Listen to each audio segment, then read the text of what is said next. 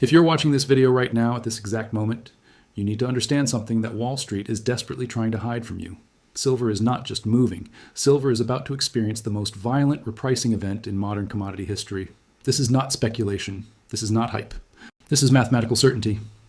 The New York COMEX just closed 23 minutes ago. The official settlement price that they published, the number that every financial terminal is showing right now, is a fabrication. It is a lie built on 40 years of paper manipulation. And in the next 12 hours, while America sleeps, the Asian markets are going to rip that lie apart and force the truth into the open. The settlement price was locked at $82.47. That number was printed at exactly 5:13 p.m. Eastern Standard Time. Bloomberg is showing you that number. Reuters is publishing that number. CNBC will repeat that number tomorrow morning like it is gospel truth. But on the other side of the planet, in Shanghai, in Hong Kong, in Tokyo, the actual price that institutions are paying for physical silver right now is $94.18 per ounce. Not 82, not 83. $94.18. That is a $12 arbitrage gap. That is a 14% premium. That is the largest dislocation between paper price and physical reality that I have documented in half a decade. Let me be brutally clear about what this means. Every single trader in Asia who has access to the CME overnight futures platform can buy silver right now at $82, hold it for 6 hours, and sell it into the Shanghai physical market at $94. That is a 14% return in one night. That is not a trade. That is a free money glitch. That is an arbitrage so obvious, so guaranteed, so mechanically certain that every algorithmic desk from Singapore to Sydney is queuing orders right now to exploit it. And when those orders hit the market, when that buying pressure floods the overnight session, the price is going to move so fast that the banks will not be able to react. They will not be able to suppress it. They will not be able to defend their short positions because they are asleep. Their traders have gone home, their algorithms are in standby mode, and the Asian market is about to steamroll them. This is not the first time this has happened. This is not a new phenomenon. This is a repeating pattern that has destroyed paper markets 3 times in modern history. And every single time, the outcome is identical. The paper price collapses, the physical price explodes, and the institutions holding the real metal walk away with generational wealth while everyone else holding derivatives gets liquidated. Let me show you the pattern. Let me show you the rule of 3. Let me show you why tonight is the beginning of the same sequence that has played out in 1980, in 2011, and in 2021. September 19th, 1980, silver was trading at $6 per ounce in New York. The COMEX settlement was official. The banks were in control. But in Hong Kong, the overnight session spiked to $9.70, a 61% premium. Why? Because the Hunt brothers had cornered the physical market. They had taken delivery of 100 million ounces. The COMEX had no metal. The shorts were trapped, and the Asian markets, which actually needed physical silver for industrial use, were willing to pay any price to get it. Traders were chartering private jets to fly silver bars from New York to Hong Kong. They were making millions of dollars per flight. And by the time New York opened the next morning, the COMEX price had gapped up to match Asia. The paper price was forced to follow physical reality. Verified. April 28th, 2011. Silver closed in New York at $46.20. The mainstream media was already calling it a bubble. The banks were already positioning to crush it. But the Shanghai Gold Exchange was publishing a forward price equivalent to $51.80, a 12% premium. Why? Because sovereign demand from China and India was draining physical inventory faster than the mines could produce it. The refiners stopped selling to the West. They kept the metal in Asia. And the COMEX, which only had 28 million ounces of registered inventory at the time, was staring at a potential default. The price did not collapse because of market forces. The price collapsed because the COMEX raised margins by 84% in 9 days. They changed the rules. They rigged the game. They crushed the rally before the physical shortage could expose the paper fraud. Verified. February 28th, 2021. Silver closed in New York at $27.83. The Shanghai premium spiked to 9% overnight. Why? Because Reddit had just tried to squeeze the market. The physical demand shock was real. The Asian refiners knew it, and they front-ran the move by buying COMEX futures before the Americans woke up. By the time London opened, the price was at $30.40, a 9% overnight spike. The Wall Street Journal called it a surprise rally. They called it retail frenzy. They did not call it what it was: an arbitrage trade, a liquidity cascade, a gamma flip that the banks barely contained by raising margins and flooding the market with emergency paper supply. Verified. Same pattern, same sequence, same outcome. And right now, at this exact moment, we are entering the 4th iteration of that cycle. But this time, the conditions are exponentially more dangerous. This time, the physical shortage is not temporary. This time, the arbitrage gap is not 7% or 9%. It is 14%. This time, the registered inventory at the COMEX is not 100 million ounces. It is 58 million ounces. And this time, the open interest, the paper claims on that physical metal, is 420 million ounces. That is a ratio of 7 paper ounces for every 1 real ounce. That is not a market. That is a Ponzi scheme. That is fractional reserve banking applied to commodities. And the only way it survives is if no one ever asks for delivery. But they are asking. The Shanghai Gold Exchange delivered 140 metric tons of silver in January 2026 alone. That is 4.5 million ounces in 1 month from one exchange. The Chinese sovereign wealth funds are draining physical metal from the Western vaults at a pace that the mainstream media refuses to acknowledge. The Asian central banks are converting dollars into hard assets because they do not trust the Treasury market. They do not trust the Federal Reserve. They do not trust the illusion of stability that Wall Street is selling. And they are willing to pay a 14% premium to secure physical metal before the dollar collapses. This is not opinion. This is pattern recognition. The baton just got passed.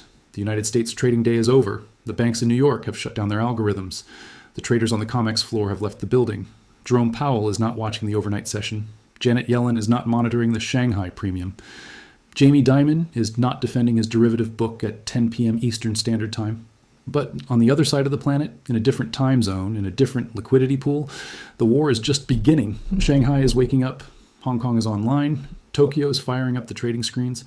And they are looking at a $12 arbitrage opportunity that is so obscene, so mathematically guaranteed, that the buying pressure we are about to see in the next 8 hours will rewrite the price discovery mechanism for precious metals.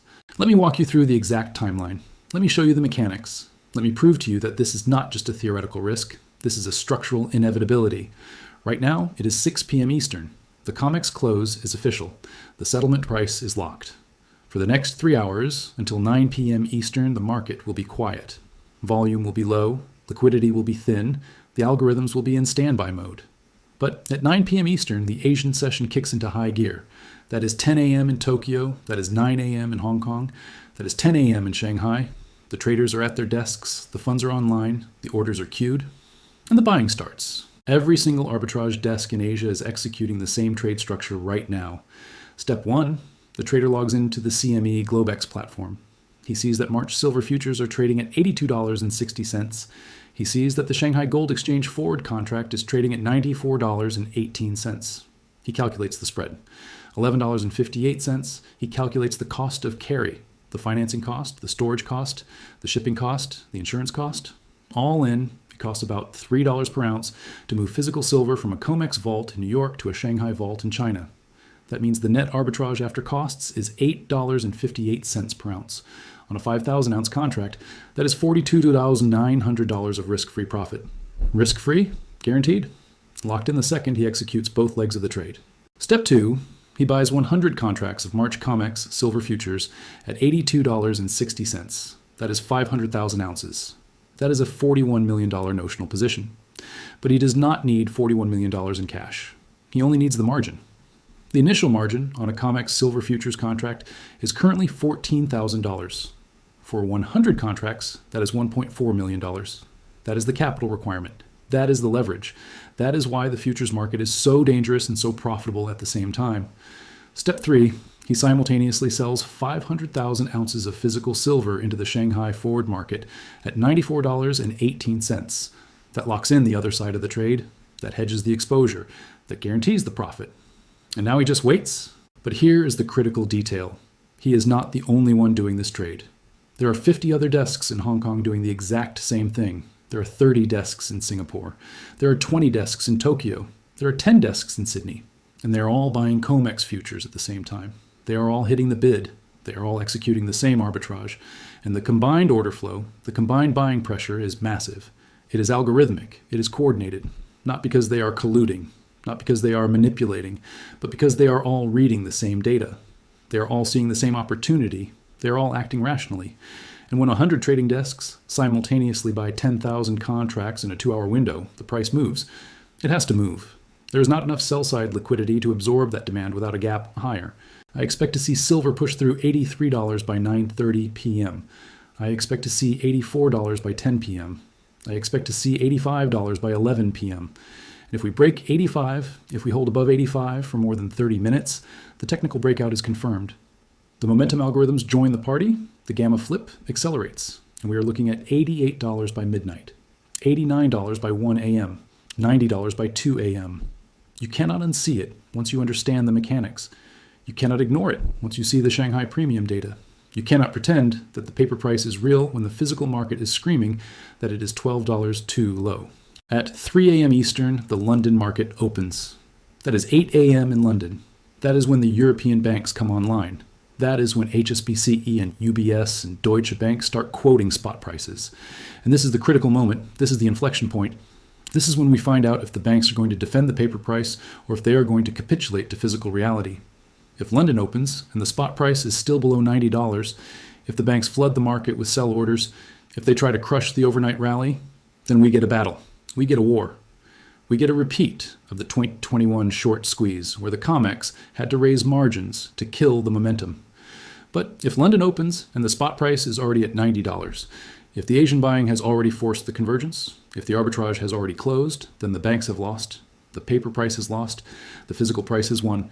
Let me show you what happened the last time we saw this pattern. November 8th, 2020, silver closed in New York at $24.32. The Shanghai premium was at 7%. By the time London opened the next morning, the COMEX electronic price had spiked to $26.14. A $1.82 move in 8 hours, a 7% overnight gain. Why? Because the Asian session bought the arbitrage. They bought the spread. They forced the convergence. And by the time Wall Street woke up, the price had already gapped. The mainstream media called it a surprise rally. They called it unexpected volatility. They did not call it what it was, an arbitrage trade, a liquidity cascade, a gamma flip, because they do not understand the mechanics. They do not understand the overnight session. They do not understand that the real price discovery happens while America is asleep. Now, let me address the question that I know you are asking. If the arbitrage is so obvious, if the profit is so guaranteed, why has the premium not closed already? Why are the prices still disconnected? And the answer is simple. The COMEX is a rigged casino. The COMEX is a crime scene. The COMEX is a paper market that has been artificially suppressed by the bullion banks for decades. They do not care about arbitrage. They do not care about price discovery. They do not care about fair markets. They care about protecting their short positions. They care about preventing a short squeeze. They care about maintaining the illusion that silver is worth $80 instead of $94. Because the second the price converges, the second the paper price matches the physical price, their entire derivatives book explodes. According to the Bank for International Settlements, the total notional value of silver derivatives held by commercial banks is currently $137 billion. $137 billion. That number was published in the December 2025 quarterly report. Now, let me break that down for you. The total global silver market, the entire annual mine supply plus recycled supply, is about 1 billion ounces per year.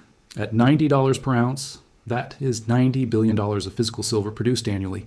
But the banks have $137 billion of derivative exposure.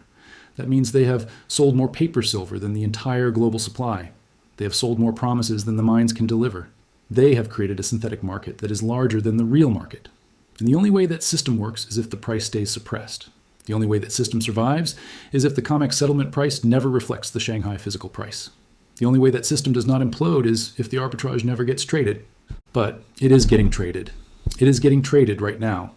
It is getting traded by every single Asian desk that has access to the CME Globex platform. And the banks cannot stop it. They cannot suppress it. They cannot intervene during the overnight session the way they do during the New York pit session. Because they are not there. Because the algorithms are running on autopilot. Because the market structure is different. And that creates the opportunity. That creates the vulnerability. That creates the exact conditions for a silver spike that the banks cannot control. Let me give you the geopolitical context, because this is not just about arbitrage. This is not just about trading profits. This is not just about market mechanics. This is about the global monetary system.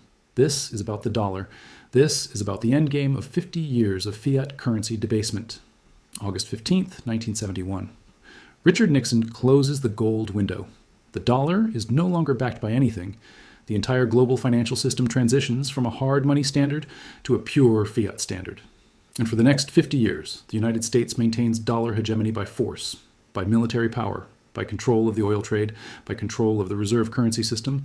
But that system is breaking. That system is collapsing. That system is being challenged by China, by Russia, by the BRICS coalition, by every country that is sick of holding treasury bonds that lose value every single year. And the way they are challenging it is simple. They are buying hard assets. They are buying gold, they are buying silver, they are buying physical metal and draining it from the Western vaults. The Chinese central bank has increased its official gold reserves by 1,700 tons since 2015. 1,700 tons. That is 54 million ounces. That is $120 billion at current prices. But the official number is a lie. The official numbers don't tell the full story, and they never have. They don't include the gold purchased quietly by Chinese sovereign wealth funds, state-owned banks, or private institutions that operate in line with government policy. When you account for all of that hidden demand, the totals look very different. The real figure isn't a few hundred tons here and there. It's closer to 4,000 tons, nearly 130 million ounces. Roughly $280 billion worth of gold accumulated over the last decade. And that kind of steady, silent buying isn't speculation, it's strategy. And gold isn't the only metal being targeted. Silver is moving the same way. In 2025 alone, the Shanghai Gold Exchange delivered 2,600 metric tons of silver, around 83 million ounces of physical metal pulled out of Western vaults and shipped east. Billions of dollars worth of supply simply removed from circulation. Once that metal leaves, it doesn't come back. It isn't being traded back and forth on paper contracts. It's being stored, locked away, treated as long-term savings. Every ounce that disappears tightens the market, pushes premiums higher, and makes it harder for the paper exchanges to maintain the illusion that every contract is backed by real metal. Look at the math underneath the surface. COMEX inventories sit at levels that look stable on paper, yet the number of futures contracts represents many times more silver than actually exists in registered vaults. That imbalance creates a fragile system. If even a small portion of contract holders request delivery instead of rolling their positions forward, the exchange simply doesn't have enough metal to meet those claims. That's not a prediction or a conspiracy theory. It's arithmetic. When claims exceed supply, something breaks. And when the paper market breaks, prices must jump to reflect physical reality. This kind of tension builds slowly and then releases all at once. Inventories drift lower month after month while demand keeps rising, especially from Asia. The gap widens quietly until the system reaches a point where it can't be patched with more leverage or more contracts. At that stage, repricing becomes unavoidable. History shows this pattern again and again. Major powers weaken their currencies, expand debt, and rely on printing to solve structural problems. Rome diluted its coinage until confidence vanished. The Dutch overextended themselves financing wars. Britain printed through 2 world wars and eventually lost reserve status. Different eras, same sequence. Debt grows, trust falls, and hard assets regain importance. Today, capital that understands this cycle isn't waiting around. It's shifting away from paper promises and into tangible things that can't be created out of thin air. Gold, silver, land, and real resources become insurance when currencies wobble. When physical demand keeps draining supply and paper claims keep multiplying, the physical side always wins in the end. And when that moment arrives, it rarely unfolds gently. Prices don't rise step by step. They gap higher, reset, and never look back. These moves often happen overnight, during thin trading hours when most people aren't watching.